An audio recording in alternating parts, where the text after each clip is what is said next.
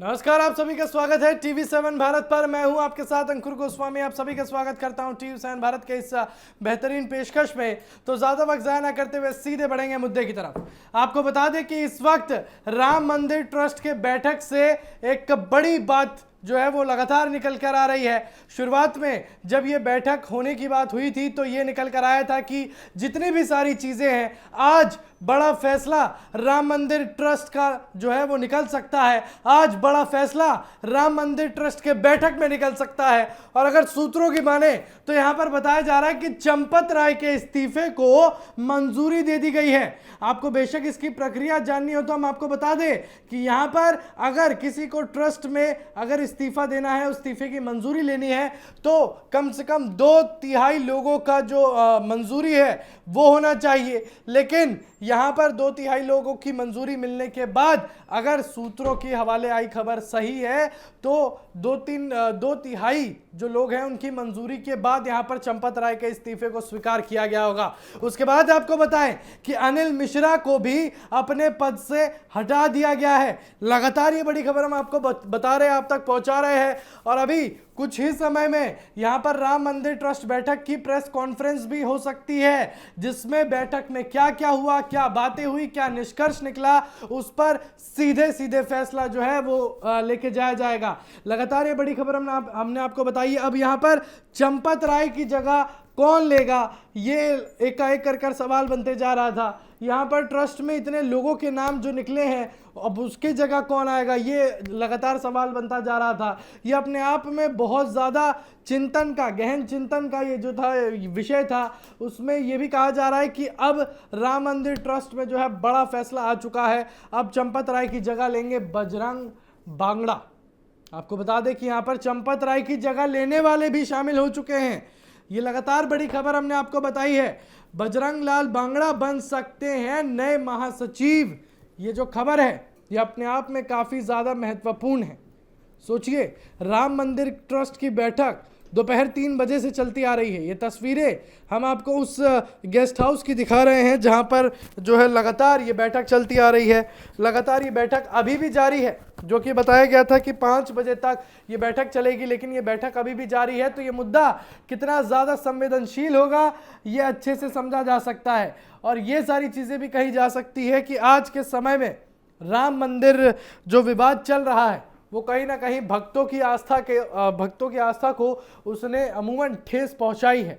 और इसी चीज को लेकर अब ये पूरी दिशा जो है उत्तर प्रदेश की राजनीति की तरफ चली गई, क्योंकि 2027 में उत्तर प्रदेश के चुनाव हैं और यहाँ पर समाजवादी पार्टी अपनी पीडीए को स्ट्रॉन्ग कर ही रही है। लेकिन ये राम मंदिर जो विवाद सामने जो निकल कर आया है, ये मुद्दा अपने आप चिंताजनक बन जाता है। ये मुद्दा अपने आप जो है सोचने पर मजबूर कर देता है कि किस तरीके से 2027 में अब चुनाव आने ही वाला है। कुछ ही महीने में यहाँ पर चुनाव आने वाले हैं, लेकिन इसी बीच राम मंदिर का इतना बड़ा विवाद कि इससे पूरे भारतवर्ष के लोगों की आस्था को ठेस पहुंची है। चंदा चोरी करना महज पैसों का गबन करना नहीं है, ये उन भक्तों की आस्था को गबन करने की बात थी, उन भक्तों की आस्था को चुराने की बात थी।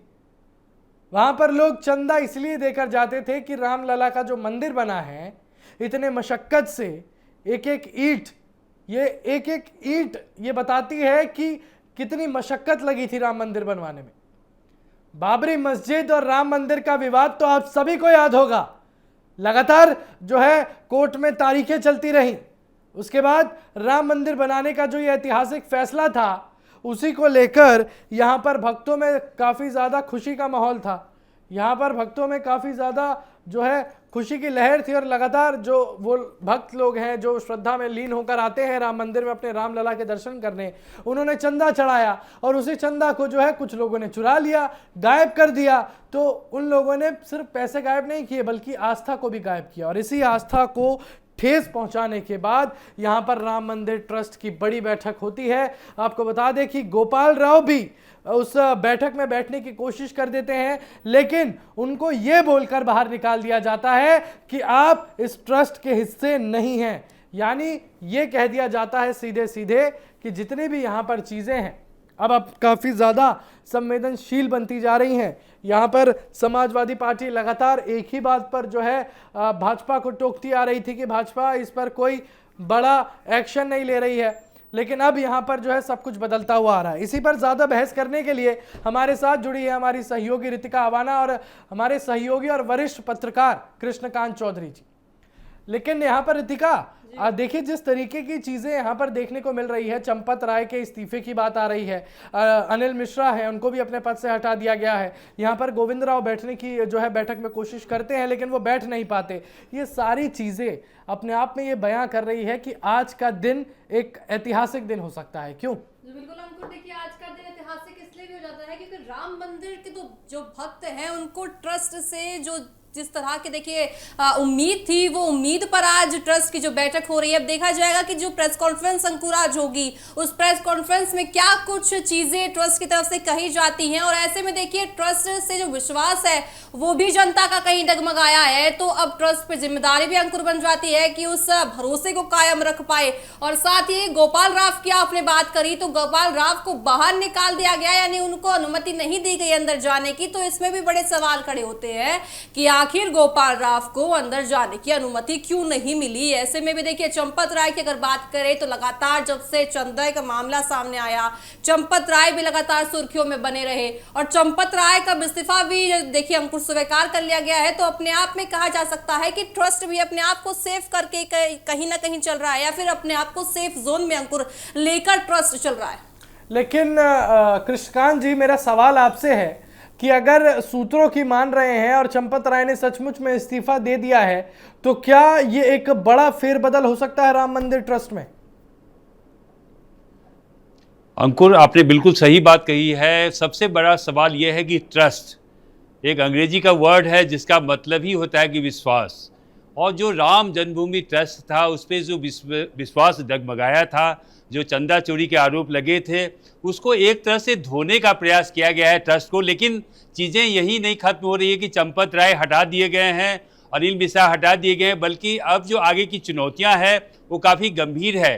क्योंकि अब ट्रस्ट को कैसे हमें आगे बढ़ाना है, ट्रस्ट में कैसे लोग रखे जाएं, इसका नेतृत्व किसे दिया जाए, महासचिव किसे बनाया जाए, और साथ ही साथ न केवल भारतवर्ष बल्कि जो समूची दुनिया है, जो समूचा कौम है, भारत में रहने वाले लोग हैं, जो आस्था केवल हिंदुओं की आस्था की बात नहीं है, ऐसे तमाम लोग हैं न केवल भारत में बल्कि विदेश में आप जाएं, इंडोनेशिया की बात करें, मलेशिया की बात करें, अमेरिका की बात करें या ऑस्ट्रेलिया की बात करें, कनाडा की बात करें, जहां भारतीय समुदाय रहते हैं, इंडियन डायस्पोरा है, वो सबका विश्वास है। उस विश्वास में एक तरह से प्रश्न चिन्ह लग गया था, आस्था पे एक तरह से चोट पहुंचाई गई। उस आस्था पे चोट को आज धोने का प्रयास किया गया है। अब देखना दिलचस्प होगा कि अब से कुछ ही पल में जिसकी तैयारियां चल रही है, वहां पर एक प्रेस कॉन्फ्रेंस आयोजित की जा रही है ट्रस्ट के द्वारा, उसमें क्या कुछ कहा जा रहा है, क्या क्या निर्णय लिए गए हैं, क्या फैसले लिए गए हैं। लेकिन जो अंदर की जानकारी जो हमारे पास आ रही है उसमें ये साफ है कि चंपत राय और अनिल मिश्रा ये दो ऐसे किरदार थे जिन पे बार बार चर्चा की गई, उनकी गलतियों को सामने लाया गया और ये बताया गया कि अगर वो शामिल भी नहीं थे तो उनके नाक के नीचे सारा कारोबार हो रहा था। आप पदेन हैं, आप महासचिव हैं, तो उनको जिम्मेदारी खुद ही लेनी चाहिए थी, इस्तीफा दिया तो प्रश्न चिन्ह उनकी तरफ जरूर जा रहा है। वो चंपत राय जो कि राम जन्मभूमि आंदोलन और एक व्यक्तित्व की बात करें तो एक पढ़े लिखे व्यक्ति, एक प्रोफेसर रहे और इस तरह से अनियमितता में उनका नाम आया है। हालांकि उन्होंने काफ़ी सेवाएं दी, लेकिन जो अंत में एक तरह से धब्बा आया, जो स्टेन आया, एक रहीम ने बहुत अच्छी बात कही है कि रहीमन धागा प्रेम का मत तोड़ो चटकाए, टूटे से ना जुड़े जुड़े गांठ पड़ जाए। जो एक गांठ बन गया है, गांठ की तरह हमारे बीच में जो आस्था पर गांठ है, उसको कैसे हमने उससे निपटेंगे, कैसे उसे आगे बढ़ेंगे। और राम नाम से ही एक आस्था की बात होती है। वो राम जो कि मर्यादा पुरुषोत्तम रहे हैं, भारत की नींव नींव में है, कण कण में है, ईंट में है, पत्थर में, हर जगह राम है। प्रभु श्री राम की बिना भारतवर्ष में रहने की कल्पना नहीं की जा सकती। वो सनातन धर्म जो कि राम की आस्था पर है, जैसे राम है वैसे श्री कृष्ण है। तो ये जो आस्था का केंद्र राम बना, जिसके लिए आंदोलन किया गया, हम लोग सैकड़ों वर्ष तक उसके लिए इंतजार करते रहे, कैसे जो जंजीर में जकड़ी हुई आस्था थी उसको हम लोग बाहर निकाले। श्री राम मंदिर का भव्य निर्माण किया गया, साथ ही साथ दुनिया भर में ये मैसेज दिया गया कि हमारे यहाँ प्रभु श्री राम को कितना महत्व हम लोग देते रहे हैं। रही बात बीजेपी की बात रही है, तो बीजेपी के लिए एक शुभ खबर है कि चंपत राय, अनिल मिश्रा को बाहर का रास्ता दिखा दिया गया है, क्योंकि आने वाले चुनाव में जो आसन्न चुनाव है 2027 में, उससे बीजेपी के लिए एक प्रश्न चिन्ह लग गया था। लगातार विपक्ष हमलावर रहा था, सपा पार्टियां, खासकर बसपा भी और अन्य जो छोटी छोटी पार्टियां हैं देश के अंदर में, जो कि बिल्कुल हाशिए पे चली गई है, जो ममता बनर्जी की टीएमसी रही हो या उद्धव ठाकरे की पार्टी रही हो या दिल्ली में अरविंद केजरीवाल की पार्टी रही है, सब एक स्वर से ये कह रहे थे कि जो बड़े नाम है उसको बचाया जा रहा था। तो अंकुर और इनका आज ये दिन आ गया है कि सरकार का इसमें कोई अहम रोल नहीं रहा है, क्योंकि ट्रस्ट जब बनाया गया था 2000 में, तो इसमें आरटीआई एक्ट और सरकार को इससे बाहर रखा गया था। जो 15 सदस्य की टीम बनी हुई थी, उनके आपस में विचार किया गया और लॉ था, ये कानून बनाया गया था कि 2/3 बहुमत से ही किसी को हटाया जा सके। एक रास्ता और बचा था कि इस्तीफा जो भी सदस्य देना चाहते हैं ट्रस्ट को दे सकते हैं, लेकिन इसके लिए उनको 1 महीने का इंतजार करना पड़ता है, जब अगली बैठक में निर्णय लिया जाता है। लबोलुबाब ये है कि आखिरकार देर आयद दुरुस्त आयद। अच्छा कृष्णकांत जी, जैसा कि आपने अभी कुछ समय पहले कहा कि ये बीजेपी के लिए गुड न्यूज़ है, आपको क्या लगता है कि यहाँ पर समाजवादी पार्टी के, मतलब समाजवादी पार्टी पहले निशाना साध रही थी लगातार कि अगर चंपत राय को बचाया जा रहा है या फिर अनिल मिश्रा को बचाया जा रहा है या किसी भी बड़े पद के अधिकारी को बचाया जा रहा है, छोटे लोग को फंसा रही है बीजेपी, और अब यहाँ पर अगर सूत्रों की बात सही निकली और चंपत राय के इस्तीफे पर जो है राजीनामा लग गया, तो उसके बाद समाजवादी पार्टी अब आगे क्या करेगी, उसके पास बचेगा क्या? समाजवादी पार्टी हो या विपक्ष की कोई भी पार्टियां हो, वो अपने गिरेबान में नहीं झांकती है। सपा पार्टी को कम से कम एक ऐसे देखा जाए कि जो राम जन्मभूमि आंदोलन रहा, जो कार से बग रहे उसमें गोलियां चलाई गई थी, वही सपा की सरकार थी वहां पर, और सैकड़ों हजारों कार्यकर्ता वहां पर मतलब मारे गए थे और घायल हुए थे। तो उनको ये राइट नहीं बनता कि राम मंदिर और राम मंदिर आस्था पर वो बात करें। हाँ, विपक्ष में है, for the sake of opposition उनको राइट बनता है कि इस तरह के मुद्दे उठाएं, ना आज उठाएं बल्कि आने वाले समय में भी उठाते रहेंगे, क्योंकि चुनाव की जो बयार है उत्तर प्रदेश में बह रही है। सभी पार्टियां कमर कसी हुई है कि चुनाव जल्द से जल्द कराया जाए। बीजेपी भी काफ़ी इसके लिए प्रयासरत है। आज योगी आदित्यनाथ प्रयागराज में मौजूद थे और एक तरफ राम मंदिर आस्था ट्रस्ट की बैठक चल रही थी राम जन्मभूमि की, और दूसरी तरफ योगी आदित्यनाथ आज प्रयागराज में प्रभु श्री राम के बारे में बोले कि हमारे आस्था के केंद्र हैं, धर्म के केंद्र हैं, विश्वास के केंद्र हैं और हमारी आत्मा है, कण कण में है। ऐसा इसलिए इसको आप लोग को रिलेट कर सकते हैं, ज्वाइन कर सकते हैं कि राम कितना महत्वपूर्ण है, ना केवल पूरे भारतवर्ष के लिए बल्कि उत्तर प्रदेश के लिए भी, बीजेपी के लिए। तो मुझे लगता है कि चुनाव में ये मुद्दे बनेंगे और प्रमुख मुद्दे बनेंगे। उसी तरह से अभी मानसून सत्र की शुरुआत होने वाली है, तो दिल्ली में भी जो तमाम पार्टियां इकट्ठा हुई हैं वो भी राम मंदिर वाले इशू को जरूर संसद के पटल पर लाना चाहेगी। लेकिन देखना दिलचस्प होगा रितिका और ये कि आपने तमाम चुनाव देखे, अभी हाल में जो 3 राज्यों में चुनाव हुए, आप देखें कि बीजेपी किस तरह से 5 राज्यों में हुए थे, उसमें से 3 में बीजेपी ने शानदार जीत अर्जित की और तमाम राज्यों में बीजेपी की पहुंच बढ़ती जा रही है। इसका मतलब ये होता है, संकेत ये है कि सरकार बेहतर काम कर रही है। अब उत्तर प्रदेश में खासकर योगी आदित्यनाथ, जहाँ तक कानून व्यवस्था की बात है, जहाँ तक बदलाव की बात है, जहाँ तक विकास की बात है, आप देखें लगातार बड़े काम किए जा रहे हैं। दुनिया भर के निवेशकों को बुलाया जा रहा है, मेट्रो सेवाएं शुरू हो गई, कई शहरों में शुरू हो रही है, एयरपोर्ट का निर्माण हुआ है, तो विकास की बात हो रही है बीजेपी सरकार में। अगर विपक्ष को एक और उठता है, जिस तरह से विधानसभा चुनाव नजदीक आने वाले हैं और क्योंकि उत्तर प्रदेश में राम भक्त बहुत ज्यादा है और राम भक्तों की देखिए भावनाओं के साथ कहीं ना कहीं आहत पहुंचा है, तो ऐसे में कहीं ना कहीं देखिए इस बात से आप भी जरा सहमति जताएंगे कि उत्तर प्रदेश में बीजेपी को थोड़ा बहुत नुकसान ही सही, लेकिन नुकसान होता हुआ जरूर अब की बार विधानसभा चुनावों में दिखेगा।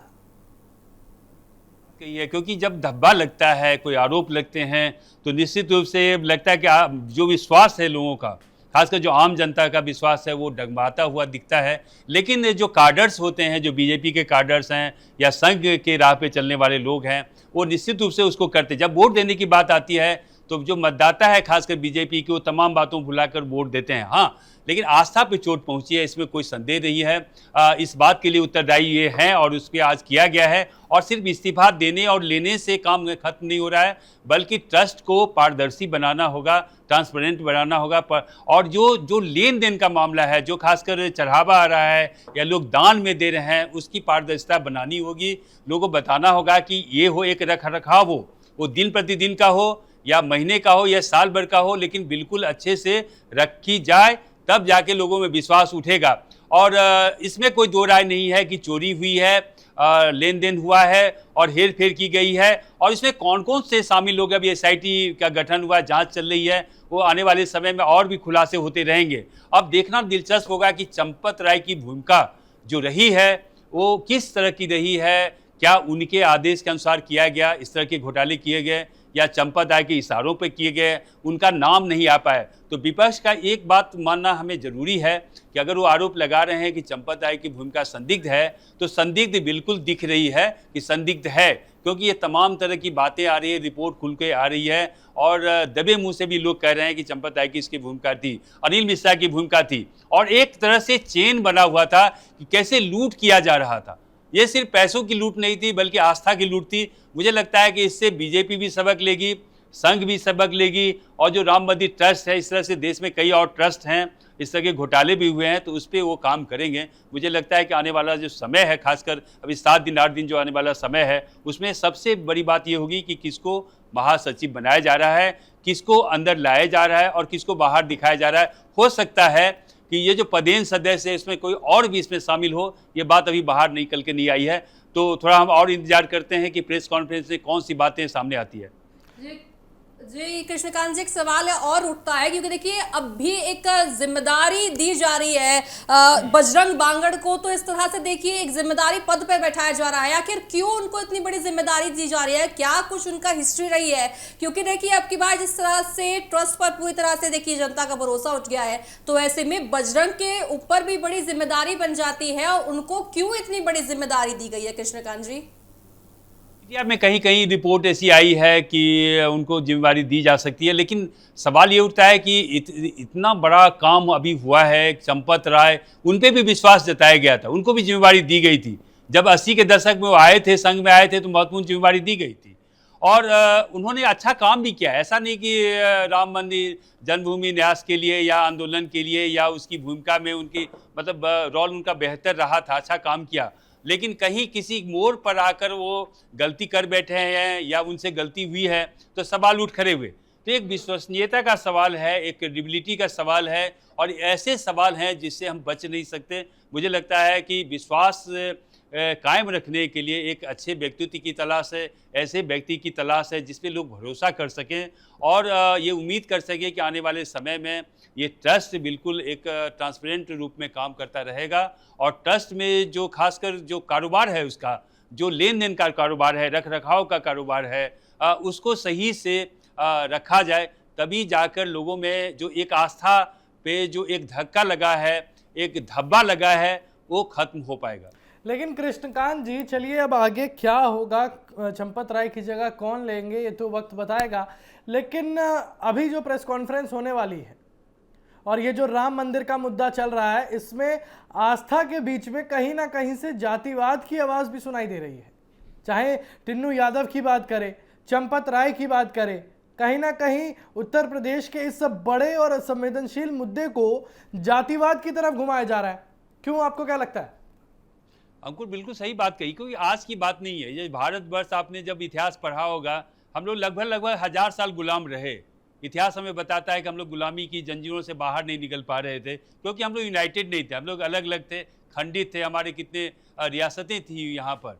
तो हम पटेल को बहुत धन्यवाद देते कि भारत को एक किया। और भारत जब भी कमज़ोर हुआ, वो ताकतों से नहीं कमज़ोर हुआ, वो आपस में लड़ने को लेकर लड़ाई किस बात की, जातिवाद पर। एक हिंदू कौम, हिंदू में अलग अलग जातियां, और जातियों में ही सरकारें भी चलती है। आपने कोई भी सरकार देख लो, एक जाति विशेष वर्ग के लिए घोषणा करती है। तो जातिवाद मुझे नहीं लगता है कि बहुत जल्द खत्म होने वाला है इस देश में। जाति आधारित जो राजनीति है उसको खत्म नहीं कर सकते, तो ये अच्छे संकेत नहीं है, न केवल भारतवर्ष के लिए, इस राष्ट्र के लिए, ना पार्टियों के लिए, न हिंदू के लिए, और ना ओवरऑल आप देखें तो आप जाति, ठीक है एक हिंदू है, उसमें फिर अलग अलग पार्ट करते हैं। आप कभी कहते हैं कि इन्होंने किया, उन्होंने किया, तो इस तरह की जो परिपाटी अभी बन रही है, बनती आ रही है देश में, वो इससे अच्छे संकेत नहीं है। ये सब खत्म होना चाहिए। हम आज़ादी के 75वीं वर्ष मना रहे हैं, वर्षगांठ मना रहे हैं, ये लोक पर्व मना रहे हैं। तो हमको लगता है कि आने वाले समय में हम भारतवासी को ये सोचना होगा कि जाति की जो दीवार है उसको हम खत्म करें, उससे बाहर आएँ और विकास की बात करें, देश को आगे ले जाने की बात करें। और यही हम पार्टियों से भी उम्मीद करते हैं कि आपस में मतभेद रखें, लेकिन जहाँ तक राष्ट्र की बात आती है, देश की बात आती है, तो सभी को मिलकर आगे बढ़ना चाहिए।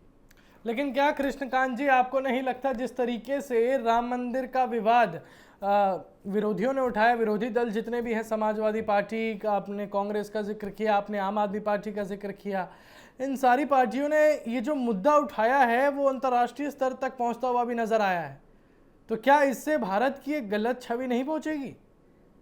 देखिए, डेंट तो होता है अंकुर, बिल्कुल होता है कि जब ना जो मीडिया है आजकल क्या है, ये ग्लोबल है। ऐसा नहीं कि आप कुछ लिख रहे हैं वो एक सेकंड में पूरी दुनिया में फैल जाती है। दुनिया में लोगों को संदेश चला जाता है और ये गया भी है कि भारत में जो एक आस्था का प्रतीक है प्रभु श्री राम का मंदिर, राम जन्मभूमि, और दुनिया में ये मीडिया में खबर बनी होती थी। इसको जब भी लड़ाइयाँ लड़ी गई, राम जन्मभूमि बाबरी मस्जिद में विवाद भी रहा, और उत्तर प्रदेश में जब कल्याण सिंह की सरकार हुआ करती थी किस तरह से आंदोलन हुए और पद छोड़ना हुआ, और सपा भी का भी एक जो वोट बैंक रहा है इसके विरोध को लेकर रहा है। तो मेरा मानना है कि मुद्दे तो बने हैं, क्योंकि मुद्दे आपने दिए हैं, विपक्ष को मुद्दे दिए। जो विपक्ष बिल्कुल एक साइडलाइन की तरफ जा रहा था, बिल्कुल किनारे पे जा रहा था, उसको आपने मुद्दे दिए हैं। आपने चोरी जैसे एक छोटी सी बात को लेकर आपने मुद्दे दिए, तो मुद्दे को बनाया है उन्होंने, इसे आप रोक भी नहीं सकते हैं। देखना दिलचस्प होगा कि इस मुद्दे को कितना वो भुना पाते हैं या आने वाले समय में वो कैसे आगे ले जाते हैं। हालांकि चुनौतियां बहुत हैं, मसले बहुत हैं, और इशूज हमारे जो उत्तर प्रदेश में खासकर है बहुत ज़्यादा है। मुझे लगता है कि जब चुनाव होंगे तो मतदाता को ये तय करना पड़ेगा कि हम किस चीज़ पे वोट करें। हाँ, आस्था पे चोट पहुंची है, जो खासकर राम भक्त हैं और यहाँ की जनता जनार्दन है वो बहुत ही प्रभावित हुई है, और मुझे लगता है कि उनको एक समय लगेगा। जब कभी आस्था पे चोट पहुंचती है तो समय लगता है, घाव और जख्म जो होते हैं इतनी जल्दी भरा नहीं करते, तो एक वक्त लगेगा इनको भरने में। तो चलिए कृष्णकांत जी, एक आखिरी सवाल पूछूंगा जिसका सभी को इंतजार है बेसब्री से कि प्रेस कॉन्फ्रेंस में जो है सारी बातें निकल कर आ सकती है। कब हो सकती है वो प्रेस कॉन्फ्रेंस, और क्या बैठक अब खत्म हो चुकी है? देखिए, प्रेस कॉन्फ्रेंस की बात आई है और मुझे लगता है कि एक बार मीडिया को जरूर बताया जाएगा, क्योंकि ये मैसेज दिया जाता है, एक तरह से एक पैकेजिंग होती है कि अंदर में क्या क्या बातें हुई है। जो औपचारिक घोषणा है, जो मैनिफेस्टेशंस है, लोगों को बताना है, वो मीडिया के थ्रू होता है। मुझे लगता है कि औपचारिक रूप से एक बार मीडिया के सामने आएंगे और बताने का प्रयास करेंगे कि देखिए, जिस बात की चर्चा हो रही थी, जिस बात की मांग उठ रही थी, लोग मांग कर रहे थे कि हम इस पर कार्रवाई होनी चाहिए, वो कार्रवाई की गई है और बड़ी पारदर्शिता से कार्रवाई की गई है। और मुझे लगता है कि हर बात पे चर्चा हुई है, काफ़ी मंथन हुआ है, न केवल आज की मीटिंग में मंथन हुआ है चंपत राय और अनिल मिश्रा को लेकर, बल्कि दिल्ली से लेकर लखनऊ तक बैठकें हुई है और हर पटल पे हुई है, और आपस में काफ़ी चर्चा की गई कि आखिर करना क्या होगा, क्योंकि एक मामूली व्यक्ति नहीं चंपत राय रहे हैं और अनिल मिश्रा भी। तो ये निर्णय लेना और उनको हटाना एक बहुत बड़ा और कड़ा संदेश है, और मुझे लगता है कि स्टर्न एक्शन लिया गया है ट्रस्ट की ओर से। तो एक मैसेज जरूर आज नहीं कल नहीं, लेकिन मुझे लगता है आने वाले दिनों में अखबार की सुर्खियां कल बनेगी और लिखा जाएगा कि देर आए दुरुस्त आए, अंत भला तो सब भला, ऑल इज वेल, ये लिखा जाएगा। और ये बताने का प्रयास किया जाएगा कि जो कहीं भी कमियां थी, जो त्रुटियां हुई है, ऐसा नहीं कि त्रुटि नहीं होती है, संस्थागत त्रुटियां होती है, उसको समय पर दुरुस्त कर लिया जाए। तो मुझे लगता है कि ट्रस्ट ने समय पर इसको दुरुस्त किया है, और जो ट्रस्ट है, जो विश्वास है, उसको कायम करने का प्रयास किया गया। चलिए कृष्णकांत जी, धन्यवाद आपका हमारे साथ जुड़ने के लिए। लेकिन रितिका, मेरा सवाल यहाँ पर आपसे ये रहेगा कि जिस तरीके से अब यहाँ पर राम मंदिर ट्रस्ट का जो एकाएक कर बातें निकल कर आ रही हैं, जिस तरीके से यहाँ पर बताया जा रहा है कि अब किसी भी वक्त प्रेस कॉन्फ्रेंस हो सकती है, और उस प्रेस कॉन्फ्रेंस में कई ऐसी बातें निकल कर आएंगी जो एक तरीके से उत्तर प्रदेश का राजनीतिक समीकरण पलट सकते हैं। जैसा कि ये हम सब ने देखा कि जब राम मंदिर चंदा चोरी विवाद जब तूल पकड़ रहा था, तब अखिलेश यादव ने एकाएक कर तंज कसना शुरू कर दिया, और अखिलेश यादव अब तक तंज कसते आ रहे हैं। लेकिन क्या आपको लगता है कि इस प्रेस कॉन्फ्रेंस के बाद समाजवादी पार्टी किसी भी कीमत पर भाजपा को घेर पाएगी? समाजवादी पार्टी देखिए भाजपा को घेरने का मौका अंकुर बिल्कुल नहीं छोड़ती है, और इस बैठक के बाद भी बेशक प्रेस कॉन्फ्रेंस में जिस तरह से चीजें कही जाएंगी, लेकिन उसके बाद भी समाजवादी पार्टी हर एक कोशिश करेगी कि अब की बार भी बीजेपी को घेरने में पूरी सक्षम हो पाए। साथ ही अंकुर देखा जाएगा कि अब की बार देखिए राम मंदिर विवाद में बीजेपी ने मौका दे दिया है समाजवादी पार्टी को कहने का, और साथ ही आगामी विधानसभा चुनाव है, तो ऐसे में समाजवादी पार्टी को जिस तरह से मौका मिला है, अब वो उस मौके को कायम करने के बाद देखिए देखा जाएगा कि अंकुर आने वाले विधानसभा चुनावों में उत्तर प्रदेश में जो समाजवादी पार्टी है क्या अब भी राम मंदिर के मुद्दे को उठाएगी, क्योंकि अब राम मंदिर का मुद्दा कहीं ना कहीं खत्म होता हुआ नजर आ रहा है। भाई राम मंदिर की ट्रस्ट से लगातार अंकुर कहा जा रहा है कि जो भी दोषी है उसको बख्शा नहीं जाएगा और साथ ही जो भी दोषी है उसको देखिए अपराधी के तौर पर जेल भी भेजा जाएगा। तो ऐसे में मुझे नहीं लगता कि समाजवादी पार्टी के पास अब कोई भी मौका बीजेपी को घेरने के लिए अंकुर बचता हुआ नजर आएगा। बिल्कुल रितिका, क्योंकि जिस तरीके की यहाँ पर चीजें निकल कर आ रही हैं, आज के दर्शकों, आज के इस प्रेस कॉन्फ्रेंस में चंपत राय के इस्तीफे पर बात होगी, अनिल मिश्रा के इस्तीफे पर बात होगी, यहाँ पर राम मंदिर के एसआईटी की रिपोर्ट की जो रिपोर्ट सौंपी गई थी राम मंदिर ट्रस्ट को, उस पर भी बात होगी। यानी कि आज जो रितिका जितने भी बातों के विषय होंगे वो सारी बातें अपने आप में संवेदनशील है और कुछ ना कुछ महत्वपूर्णता अपने आप में वो रखती हैं, क्योंकि आज के समय में भारत के हर एक नागरिक की नज़र राम मंदिर पर है। क्योंकि जो भी हिंदू धर्म के नागरिक हैं वो ये नहीं चाहते कि उनके भगवान के साथ या उनके भगवान के मंदिर के साथ या भगवान के नाम के साथ खिलवाड़ हो। और हिंदू धर्म क्या, कोई भी धर्म ये नहीं चाहेगा। यहाँ पर धर्म की बात ही नहीं है, यहाँ पर बात है आस्था की, चाहे वो हिंदू हो, मुसलमान हो, सिख हो, ईसाई हो, क्रिश्चियन हो, कोई भी हो, यहाँ पर आस्था की बात है। तो रितिका, धन्यवाद आपका हमारे साथ जुड़ने के लिए। तो दर्शकों, इस वक्त सबसे बड़ी खबर यही है कि अब किसी भी वक्त यहाँ पर प्रेस कॉन्फ्रेंस हो सकती है और राम मंदिर ट्रस्ट जो है वो यहाँ पर सारी चीज़ें बता सकता है, सारी चीज़ें बयां कर सकता है। लेकिन हम आपको एक बड़ी खबर के साथ ज़रूर रूबरू कराएंगे। लेकिन समझने वाली बात यह है कि सबकी निगाहें इस वक्त राम मंदिर ट्रस्ट के प्रेस कॉन्फ्रेंस पर टिकी हैं। राम मंदिर का जो ट्रस्ट है, इसमें जो बैठक इतने देर से चल रही है, उसका जो प्रेस कॉन्फ्रेंस होने वाला है किसी भी वक्त हो सकता है। लगातार हमने देखा कि कैसे कुछ कुछ समय की देरी में यहाँ पर जो है बड़े बड़े फैसले, बड़ी बड़ी खबरें निकल कर आई। जैसे गोपाल राव को बैठक में बैठने का मौका नहीं दिया गया, उनको ये कहा गया कि आप ट्रस्ट का हिस्सा ही नहीं हैं। उसके बाद ये भी कहा जा रहा था कि चंपत राय ने जो है वो इस्तीफा दे दिया है। हालांकि अभी खबरों की पुष्टि जो है सूत्रों के आधार पर हुई है, लेकिन आधिकारिक पुष्टि प्रेस कॉन्फ्रेंस होने के बाद ही मानी जाएगी। प्रेस कॉन्फ्रेंस होने के बाद ही मानी जाएगी आधिकारिक पुष्टि। और अब आप समझिए कि यहाँ पर जिस तरीके से राम मंदिर का चंदा चोरी विवाद राजनीति की तरफ बढ़ता हुआ नजर आ रहा है। आपको बताएं कि जिस तरीके से 2027 का विधानसभा चुनाव आने वाला है, यहाँ पर अखिलेश यादव पूरी कोशिश में है कि वो बीजेपी पर अपनी पकड़ मजबूत कर पाए, बीजेपी पर वो जो है उत्तर प्रदेश पर अपना जो है दबदबा बना पाए, क्योंकि यहाँ पर भाजपा का रुतबा, भाजपा का दबदबा उत्तर प्रदेश में काफ़ी ज़्यादा बनता हुआ नज़र आ रहा है। लेकिन ये समझना भी ज़रूरी होगा कि अखिलेश यादव और समाजवादी पार्टी, चाहे आम आदमी पार्टी हो, चाहे पूरी की पूरी इंडिया अलायंस हो, यहाँ पर सबसे बड़ा मकसद यही होगा कि 2027 के चुनाव में भाजपा हारे, चाहे इंडिया गठबंधन जीते, चाहे समाजवादी पार्टी जीते, चाहे कांग्रेस जीते, लेकिन भाजपा को हराना मुख्य राजनीति का हिस्सा है। और अगर इस राजनीति में राम मंदिर को बीच में लाया जा रहा है तो ये बेहद दुर्भाग्यपूर्ण है, बेहद ये गंभीर बात है कि यहाँ पर अगर राजनीति के चलते ऐसी चीज़ें जो हैं निकल कर आएंगी। लेकिन हाँ, ये बात सच है, एसआईटी ने इस बात का जो है ज़रूर पुष्टि की है कि दान विवाद को लेकर गड़बड़ी तो रही है, पैसों का गबन तो लगातार होता रहा है। और ये भी कहा जा सकता है कि एफआईआर जो हुई है वो भी बिल्कुल सही है, क्योंकि दोषियों को सज़ा यहाँ पर मिलनी ही चाहिए, चाहे दोषी कितने भी बड़े आधिकारिक पद पर क्यों ना बैठा हो, यहाँ पर दोषी को सज़ा मिलनी चाहिए। क्योंकि यहाँ पे केवल एक मंदिर के साथ ठगी नहीं है, यहाँ पर उन करोड़ों श्रद्धालुओं की आस्था के साथ ठगी है, यहाँ पर उन करोड़ों श्रद्धालुओं के साथ उनको जो है उनके आस्था के साथ खिलवाड़ किया गया है। तो चलिए, फिलहाल मेरे साथ बस इतना ही। राम मंदिर ट्रस्ट की बैठक से जुड़ी हर एक खबर और देश दुनिया की उससे जुड़ी हर एक खबरों के लिए बने रहिए TV7 भारत के साथ। नमस्कार।